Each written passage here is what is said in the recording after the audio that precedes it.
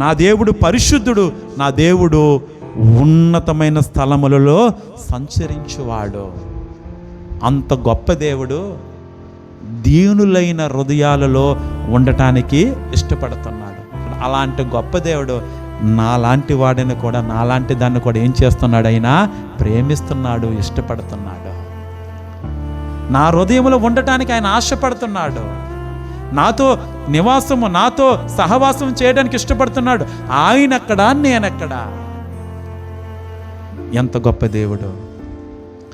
యేసయ్యకు నలిగిన హృదయం గలవారంటే ఎంతో ఇష్టము. యేసయ్యకు వినయము గలవారంటే ఎంతో ఇష్టము. వారితో ఉండటానికి ఆయన ఇష్టపడుతున్నాడు. ఎందుకో తెలుసా? వారిని ఉద్ధరించటానికి, వారిని లేవనెత్తటానికి, వారిని బలపరచటానికి, వారిని నడిపించటానికి. యేసుప్రభు అన్నాడు, దీనులను లేవనెత్తి సింహాసనం మీద నేను కూర్చోబెడతాను. పెంట కుప్ప మీద నుండి పేదలను పైకెత్తే దేవుడు. యేసయ్య పేదవారిని ప్రేమించే దేవుడు. యేసయ్య తల్లి తండ్రి లేని వారిని ఆదరించే దేవుడు.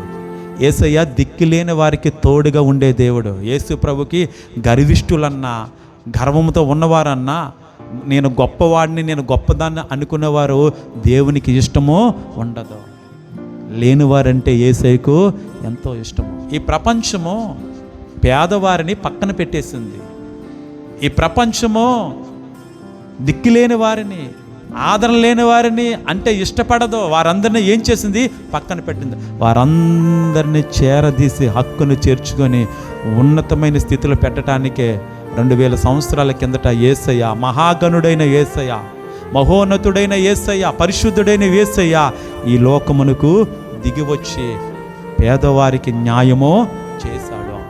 అన్యాయము చేయబడిన వారికి న్యాయము చేశాడు. దిక్కులేని వారికి ఆయన తోడయ్యుండి నడిపించిన దేవుడు.